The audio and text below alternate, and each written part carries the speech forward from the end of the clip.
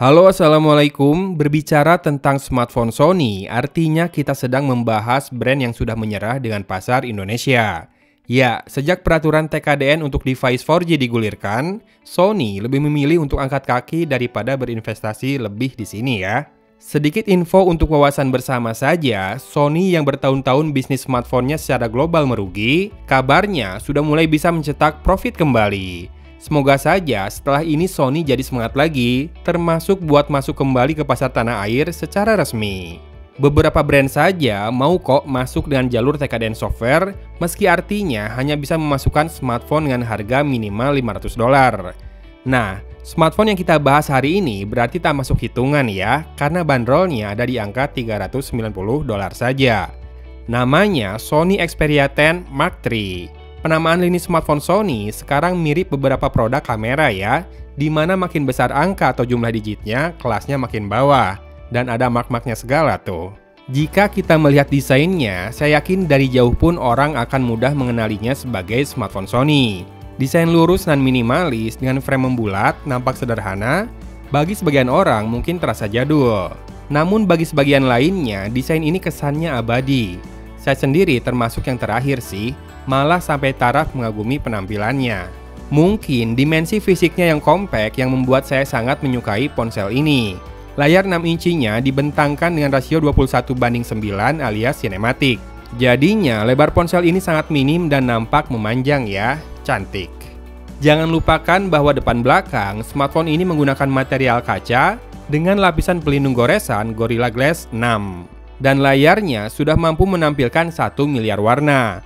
Panelnya OLED, sayang memang tidak ada fitur Always On Display yang saya temukan di sini ya. Satu lagi, tidak ada pemindai sidik jari di dalam layarnya. Sony lebih memilih untuk menggunakan tombol powernya sekaligus sebagai fingerprint scanner juga. Performanya sejauh ini tidak ada kendala, akurat dan juga responsif. Sony juga tetap menyediakan jack audio 3,5 mm letaknya di sisi atas, dan Sony tetap tampil klasik tanpa notch maupun punch hole di layar. Kamera depan, sensor proximity, earpiece, dan juga LED notifikasi bisa disematkan pada bezel di atas layar yang mungkin untuk standar masa kini tidak tergolong tipis. Namun bezelnya simetris dengan sisi bawah layar yang juga jadi tempat untuk front firing loudspeakernya, ini terlihat masih sangat estetik, tidak terlalu tebal, dan saya lebih memilih seperti ini daripada pakai notch. Hanya disayangkan bahwa layar sinematiknya tidak ditemani speaker stereo. Jadi cuma sisi bawah saja yang berfungsi sebagai loudspeaker, dan ini benar-benar disayangkan.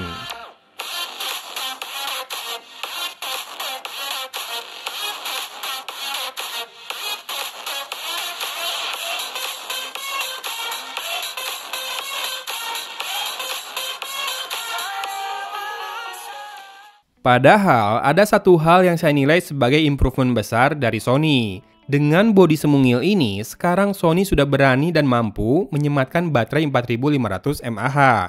Dan lebih baik lagi, karena dalam pemakaian saya, rekor terlama baterai usage-nya menembus 2 hari 2 malam dengan pola casual yang menghasilkan screen on time hampir 6,5 jam.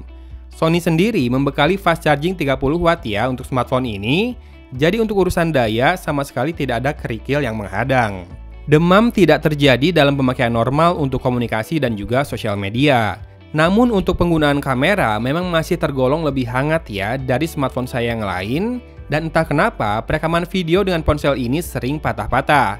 Padahal hanya merekam di Full HD 1080p 30 fps saja. Malah saat di 60 fps atau di 4K 30 fps lebih lancar. Aneh kan? Dan ini sangat menjadi deal breaker bagi saya yang butuh kamera untuk pekerjaan saya di media sosial.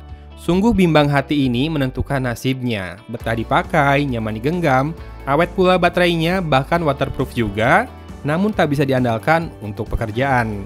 Haruskah saya menunggu update software agar masalah di perekaman videonya bisa membaik? Tapi masalahnya tak selesai di situ. Autofocus dan metering juga seringkali harus kita arahkan sendiri ke titik tengah layarnya. Padahal di smartphone lain biasanya otomatis mengunci fokus ke objek sentral di jendela bidik kan? Dan metering seharusnya bisa dilakukan dengan cepat juga. Entah kenapa di Sony Xperia 10 Mark III ini hal itu tak terjadi. Seolah Sony bukan jagoan di bidang kamera nih. Padahal kita tahu, urusan sensor kamera, Sony adalah salah satu yang terbaik. Para kreator pun banyak yang mengandalkan kamera dari brand ini untuk memproduksi kontennya kok. Apakah jawabannya karena ini bukan lini teratas dari Xperia? Kalau iya, sayang sekali. Karena kalau masalah ini solve, smartphone ini menggoda pisan. Compact, layar bagus dengan rasio sinematik, bisa diandalkan seharian penuh bahkan lebih, tapi malah kameranya kurang handal. Anyway, dapur pacu Sony Xperia 10 Mark III ini menggunakan Snapdragon 690 yang sudah mendukung modem 5G. SoC ini sudah pernah saya coba di OnePlus Nord N10 dan performanya bisa disejajarkan dengan Snapdragon 732G secara keseluruhan. Hadir dengan RAM 6GB, storage 128GB-nya masih bisa ditambahkan microSD. Namun wajib diingat bahwa slot kartunya hybrid. UI-nya sendiri nyaris stok dengan tambahan fitur dari Sony dan juga sedikit aplikasi bawaan. Saya yang sebelumnya mencoba Google Pixel 2 XL langsung merasa nyetel dengan HP ini jadinya. Namun, sekali lagi, mau nyaman seperti apapun, kalau deal breaker-nya di kamera, rasanya berat ya untuk bisa menggeser Samsung Galaxy S21 saya. Sayang sekali, kenapa sepertinya saya ini susah ya untuk berjodoh lama-lama dengan smartphone Sony. Ya, selama pengujian, saya tak menggunakannya untuk bermain game karena ukurannya yang kecil. Jadi kita akan tutup video kali ini dengan tes gaming PUBG Mobile yang saya rekam langsung saja ya.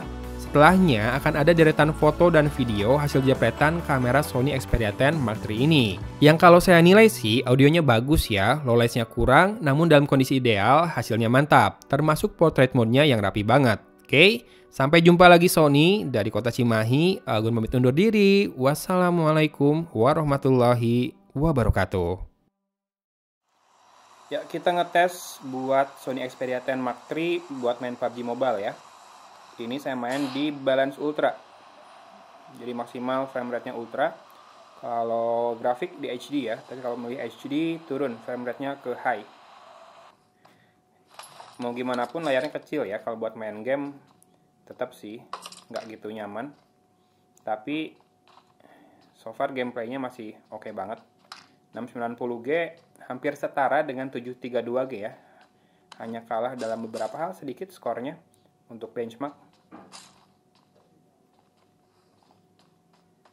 Ini saya main nggak pakai earphone juga sih, jadi nggak ngarep banyak. Karena nggak akan bisa dengar suara dengan baik. Karena ini speakernya juga, loudspeakernya mono ya.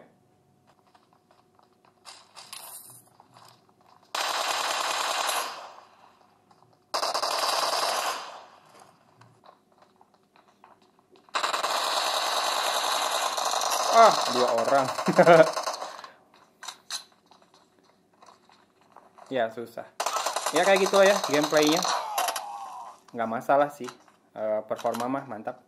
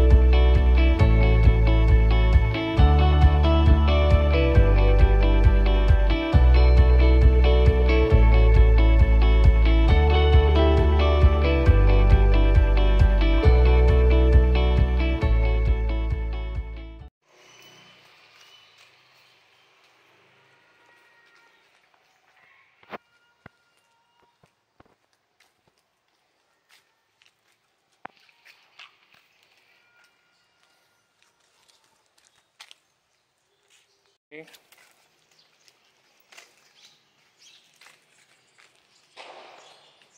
Warna sih bagus.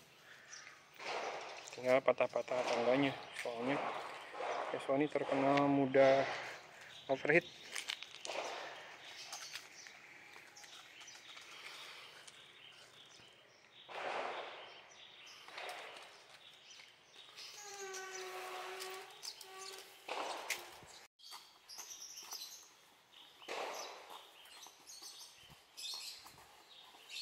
Kalau di Full HD 16:9, 30 fps malah suka patah-patah gini.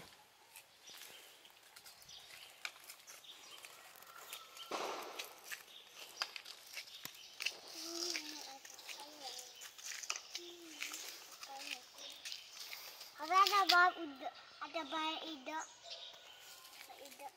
Iya, balon hijau ya.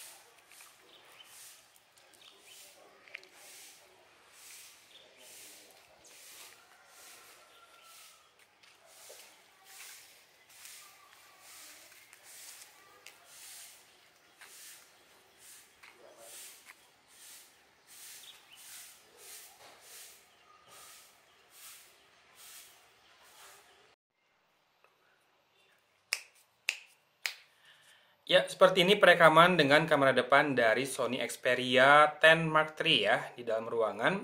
Harusnya sih kalau perekaman kayak gini, nggak banyak gerak, nggak ada masalah. Cuma kalau objeknya bergerak, kayak video tadi anak saya, nggak tahu kenapa suka patah-patah. Pakai kamera belakang itu ya.